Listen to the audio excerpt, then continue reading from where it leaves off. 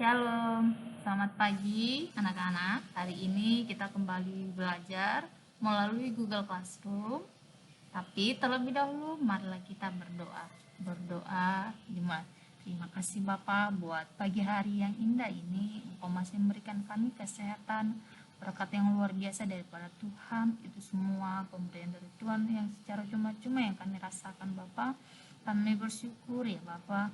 Bapa yang baik, dengan segala keberdosaan kami, kiranya Engkau ampunkanlah kami Bapa, layakkanlah kami di hadapan Bapa yang baik. Kami mohon padamu, Kau bimbinglah kami, anak-anak kelas 9 Bapa, agar apa yang dijelaskan oleh gurunya dapat dimengerti dan dapat menjadi bekal bagi mereka di kemudian hari. Terima kasih Bapa, terima kasih Yesus, amin.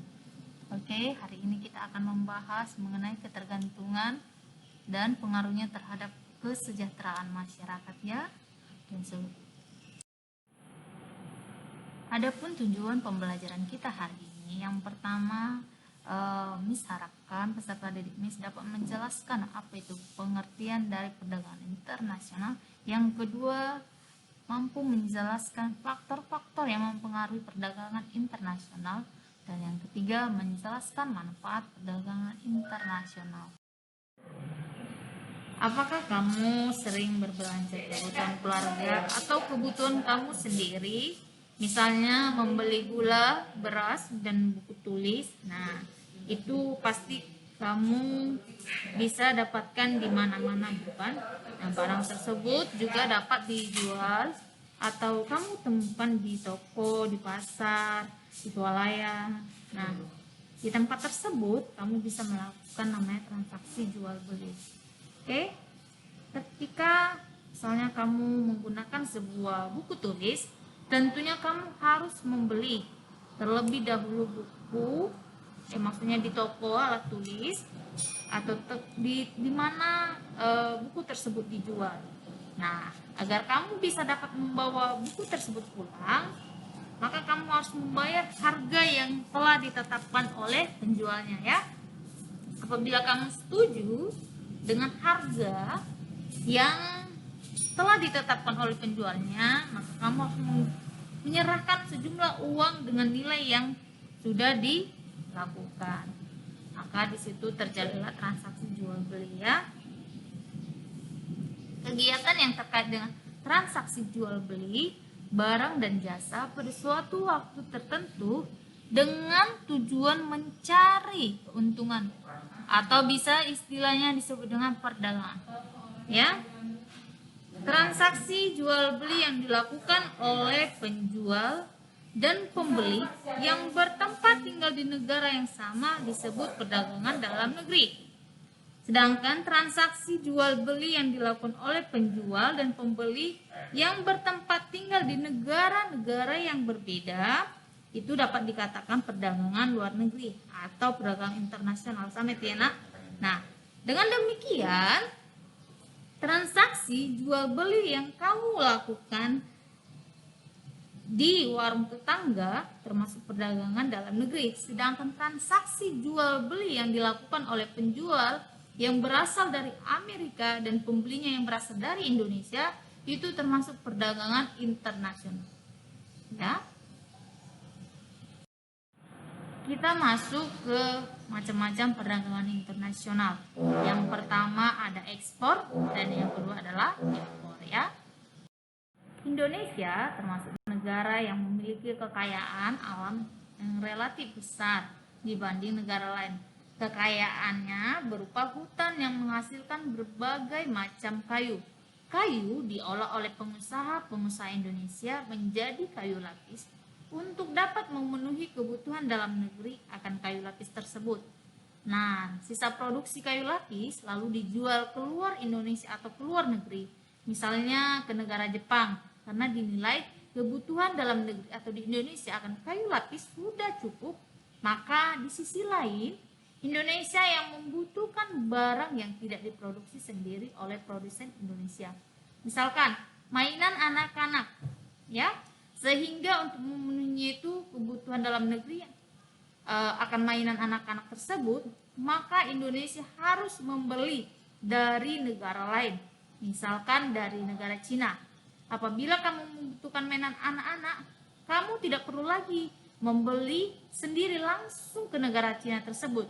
Tetapi ada pengusaha Indonesia yang membeli mainan anak-anak dalam jumlah yang begitu besar dari negara Cina yang dijual kembali di Indonesia, ya. Nah, dari apa yang Miss jelaskan itu, maka ketika Indonesia menjual kayu lapis ke Jepang, maka dapat dikatakan Indonesia mengekspor kayu lapis.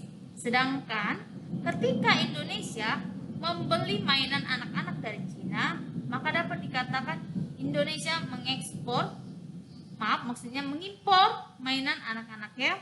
Begitu, ya. Jadi dapat kita simpulkan kalau mengekspor itu kegiatan menjual barang atau jasa ke luar negeri. Sedangkan impor kegiatan membeli barang atau jasa dari luar negeri, ya. Dan sedangkan orang atau perusahaan yang melakukan kegiatan ekspor disebut dengan eksportir, ya. Sedangkan orang atau perusahaan yang melakukan kegiatan impor disebut dengan importir. Kalau orangnya yang tadi melakukan kegiatan ekspor disebut eksportir, ya. Sedangkan orang yang melakukan kegiatan dalam impor disebut importir. Oke?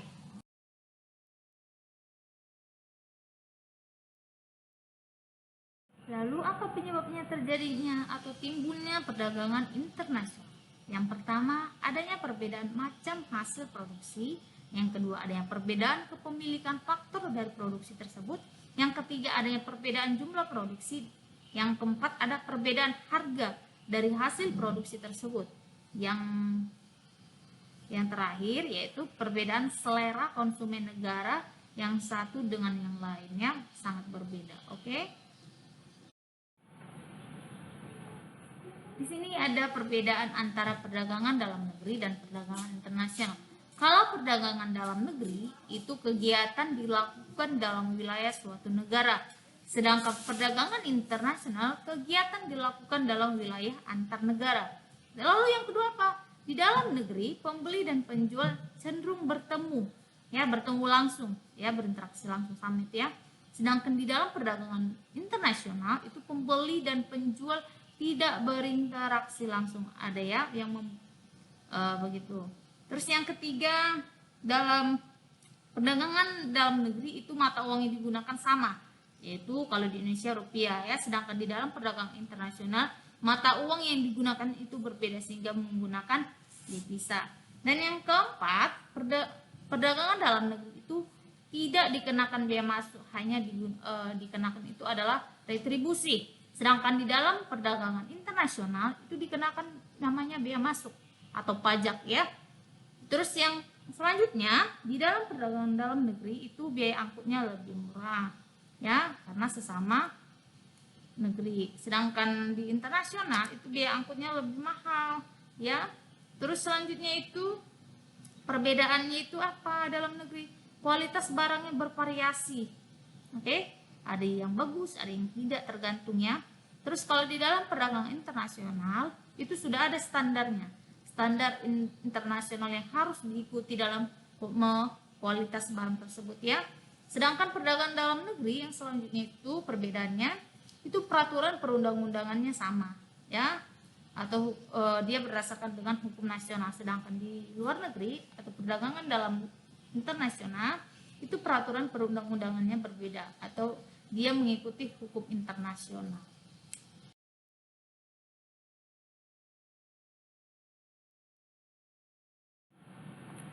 Oke, demikian pembelajaran hari ini. Terima kasih untuk yang sudah menyimak videonya dengan baik. Di sini ada tugas pertama kalian yaitu mencari dari buku atau bisa juga dari internet tentang dampak negatif dan positifnya adanya perdagangan internasional bagi negara Indonesia. Itu dituliskan di dalam buku tulis lalu dikirim di Google Classroom, ya.